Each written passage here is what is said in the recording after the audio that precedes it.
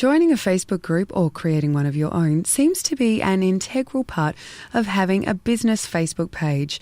To find out all about why and how to use Facebook groups and the manners that will keep you from being red carded and booted out and make being part of those groups more effective, I have Sharon Atwood of Brand Etiquette here with me in the studio. G'day, Sharon. Hello. Hi. And I've got Kat Paz keeping us on track, don't I, Kat? Hello. Yes, absolutely.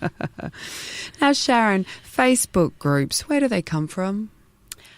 I think Facebook groups really came about as obviously Facebook wants to make us happy and make us hang out there, and what better way than getting us into a group situation? Absolutely. So it's the social aspect of Facebook. It is, and as I say, probably 80-90% of groups there are all about people helping people, asking for suggestions, asking for help, bringing us together on some sort of common ground. So it's very much about community. And in the business world, business Facebook pages are pretty much doing the same thing. They are. They give us, I think there's still that struggle between selling versus building community, and I think that's something that will go on probably forever. But it really is giving us that chance to come together as business owners. So why should we join Facebook groups? Probably because everybody else is there. This is one time when that's actually quite a good explanation. It is the place to be. I mean, there was a time when pages, we relied on pages to give us that sort of content, and really now that sense of community, that sense of having input has moved into a group situation. Now, what sort of groups are out there and what sort of groups should we as business owners join? There are, and it's great. I love the fact you've asked that question because there really needs to be an understanding of why we've joined certain groups, what we give to those groups, because it's all about the generosity there, and also what it is obviously we can stand to gain from belonging to the group. So first up, we need to be clear about the objectives of our business, clear about who we want to meet, because we'll encounter some groups that are purely about networking. It's purely about learning about other businesses, connecting with services and trades that we might have a need for. There are others that are all about education. It's a chance to learn within our industry, and some as well are probably more of the sort of closed group type that are about bringing us together with our peers, and it's a chance for us to spend time with people within our own section of the industry. So as a business, what sort of groups should I be joining? Should I be joining all of those types? I think you need to be quite strategic. We don't have enough time in the day. I mean, there's over 1 billion people in Facebook groups. There's hundreds of millions of Facebook groups in existence. Some are quite current and there's a lot happening. Others, it's kind of like, hey, someone turn the lights out on your way out the door. It's like shuffling chairs on the deck of the Titanic. But it's finding something that, suits the time that you've got to commit to the group. Find the right group that you can, get something out of. And I'd often say to people is, find, probably a few that are local, if that's important to your business. Look for the right ones within your local area. Perhaps look for something that's a bit more, maybe Australia-wide, that's in line with your kind of business, and then something that connects you to your peers. It tends to tick the boxes for most people that if you've got groups spread across those areas, because you can't be all things to all groups. So how do you find these groups? A lot are quite easy to find. It's a matter of, searching in Facebook. We type into the toolbar what we're looking for. We can pop across to groups in the little tabs. It will bring up groups with that in their name or groups that are tagged for that purpose. So you'll find them that way. The beauty now as well is recently we've seen advances with the way that Facebook's supporting groups. The groups can actually suggest other groups. So once you're in there across the top, you'll see the little buttons and there'll be groups that those admin suggest you might also like to join. See, I forget that you can search for groups. I forget that there's that functionality there. Yeah. I'm always looking for a specific name, but I don't have to know their name. No. So things like, if it's employment groups, I mean, there's ones out there, help people find jobs or support them.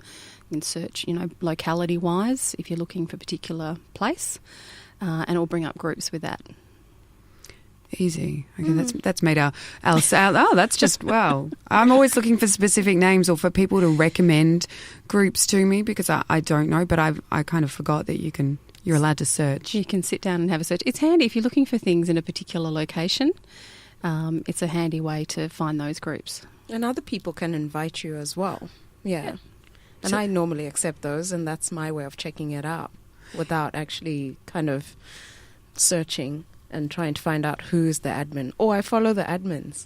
If we're friends, that's how I find groups as well. Yeah. Yeah, personal recommendations is always a really good one, isn't it? So I guess if somebody in your industry or that you work with or something, somebody similar, find out what groups they're in and get their recommendations.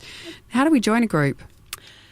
Often now there's an extra step to it, but at the basis of it, it's clicking the join group button. A lot of groups now are set where the admins can ask you a few questions. I actually went to join one this morning and it popped up and there's a few questions to verify that you're a good fit for that group, which I think is great. It's giving admins a bit more control over who's joining. It used to be that they went back to your personal profile, they were checking your location, it had to be set to public. Then they'd have to message you. It was quite a long process, whereas this is, the ability to ask some questions up front.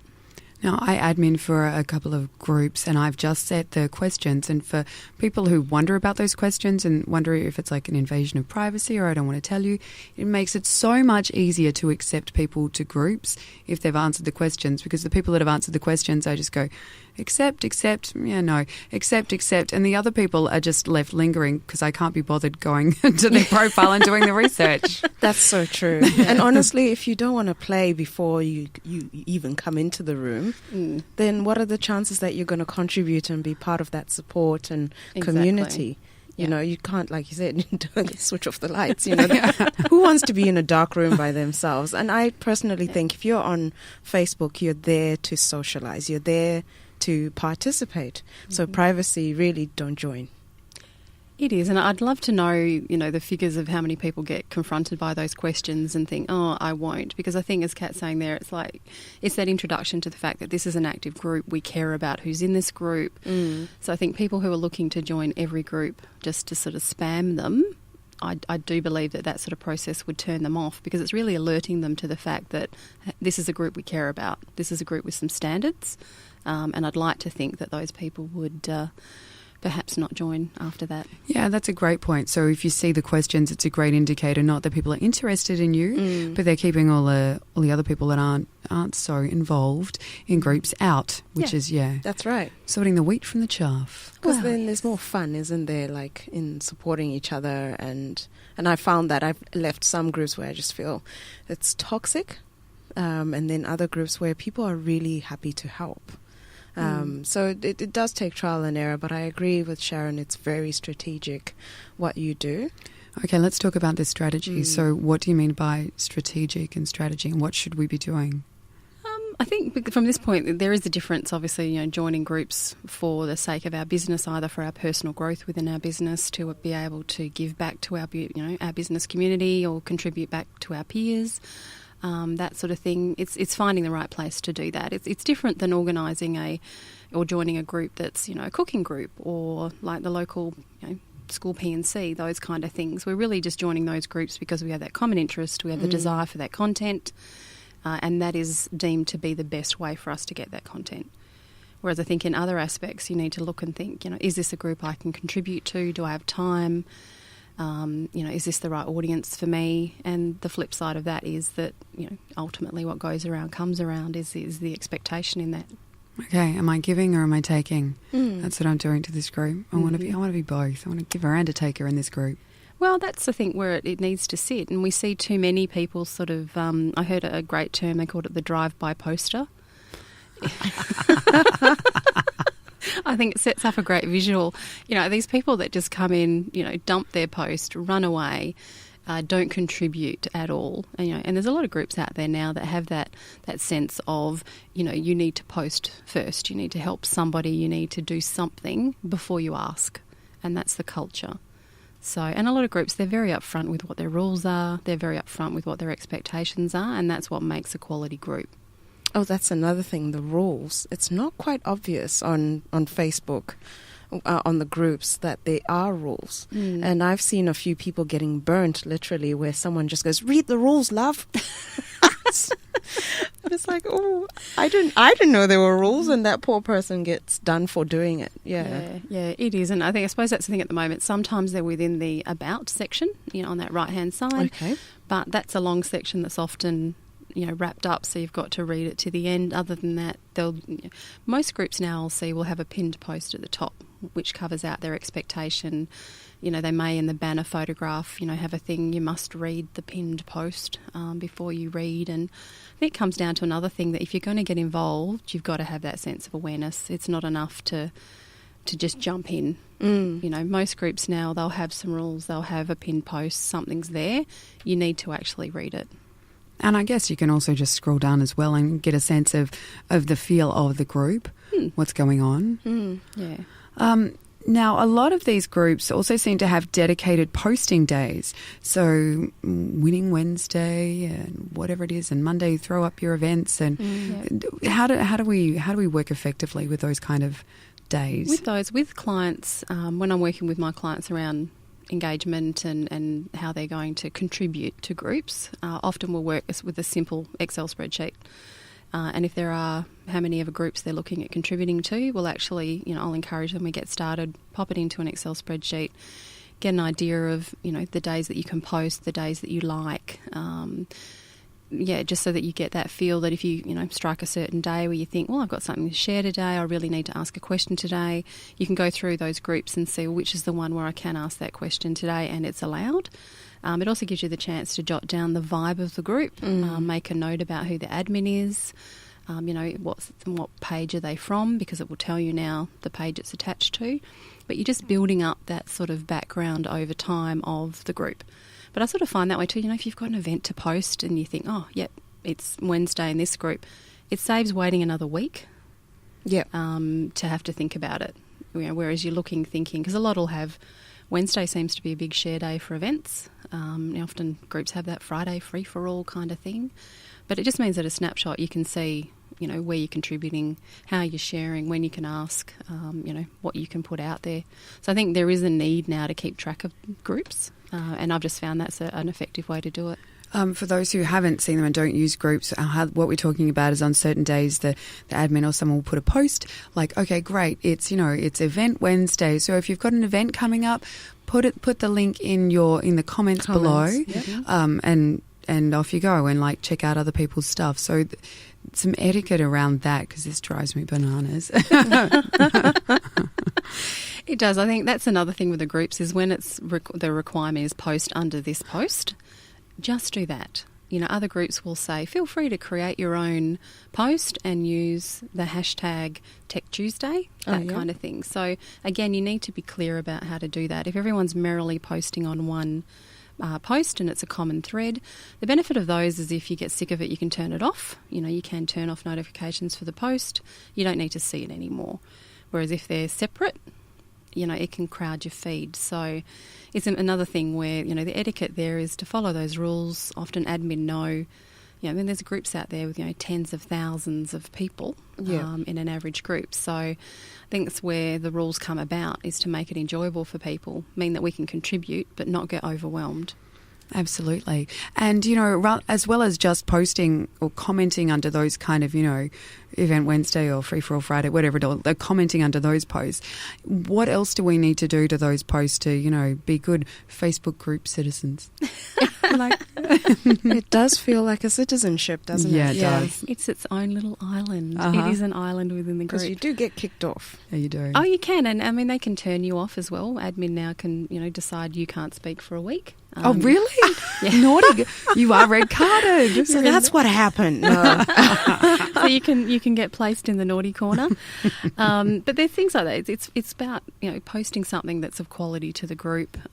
It's also about not having those sneaky little posts that are a promotion disguised as a post. Oh, yeah.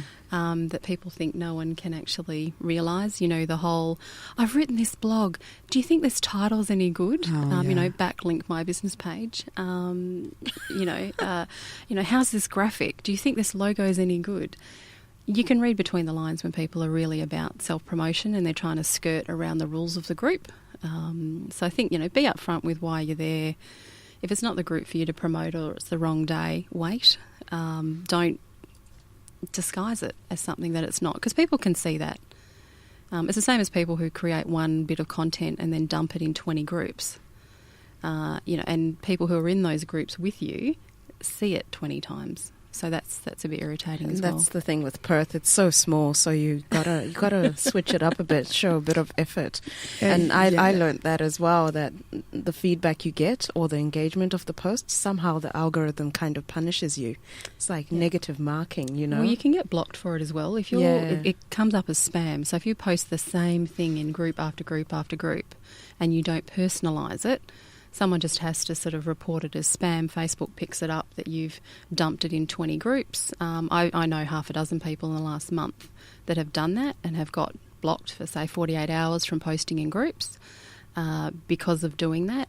I've heard you can get around it. You know, if you even just make a fresh introduction for each group. You know, often in groups people get referred to as, hey superstars, hey coaches, hey bees, hey, you know, whatever the flavour of that group is. Personalise it. Make the group know that it's for them. You haven't just had your VA cut and paste into groups, which is what it feels like.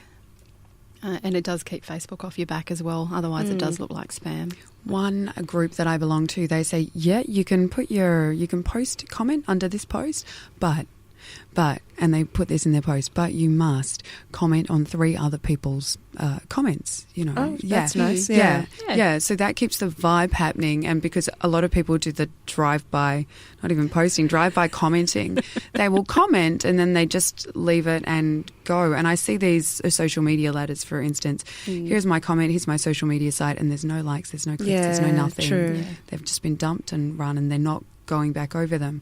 Some groups are better at this than others, and you'll get a feel for that in the group. If the group's not working for you, just leave. Yeah. And then there's people you hear from because they have an event. So I get that you have to be genuine. And I have seen groups where I've recognized people as just participating for an event. Yeah. I'm like, oh, there's that person again, and automatically, and there's no likes and everything like that. And I think that's something to take as yourself as a business owner, that you don't just rock up just because you want something. Give advice, follow posts if needed. And that's where I found better engagement and really helping people. If they're asking a question, it's because they probably can't afford your service, so give free advice. And let them know that, you know, here's as far as I can give you before you definitely need advice, because I think that's what people are looking for, and they shy away from being sold, is probably that feeling. And it's that sounding board quality to groups, I think, because it does give people that opportunity. I think too, I mean, if people have their profile set up, I'll often bring that up, the amount of people that don't, you know, you need to have your business page set up linked to your personal profile, because in groups you're posting as a person. And that was Kat saying, you know, if you make good commentary, if you help somebody, if you're seen to be doing the right thing, people will want to know what your business is. And they can just, you know, hover over your name, they'll be able to see your business page. So you're not selling them, you're not linking it. It's up to them. But if you're providing good content and you sound like a good person, chances are they'll like your business page or pop over, and it's just the organic way that it should happen. And it often does. I've found that. If I'm making a good comment or participating in a conversation, I'll pick up a few likes over on my business page, or I'll hear from somebody over there, and that's how they've done it. You know, it's just a really easygoing way to work it. And even if they don't like it, you get views, which is feedback in itself. Yeah. Now, just quickly before we have to scurry off, scurry. There's a lot of talk about people, I don't know if this is a quick conversation, benefit of starting your own group. What do you know, to build up your profile, yada, yada. I'm not quite sure about this one. I'm not sold. It's interesting because often, I sit with clients, it's like, well, you know, do I have followers on my personal page? Do I have a fan page? Do I have a group? Do I have a business page? Again, it comes down to the kind of market, you know, the kind of clientele they want to approach. It also depends on the time that they have, because as we've discussed now, you know, it can be quite time consuming to participate in a group, let alone to actually admin and run a quality group. Does take time. So they've got to look at how it fits with their brand, how it fits, you know, with the needs of their client, how they're going to make that work. And obviously some people just do it to be nice, but they still need to have time to do it. But I think it does come down to why you're going to run it. Now that you can link groups back to business pages, it's a lot more obvious that they fit together. I think that makes it a lot easier to work out. But it does come down to, why you want to do it, whether it's just to give back to your community, whether it's hardcore for business. Fantastic. Thank you so much, Sharon Atwood of Brand Etiquette, for helping us all out with Facebook group etiquette. And thanks so much, Kat. Thank you. Thank you.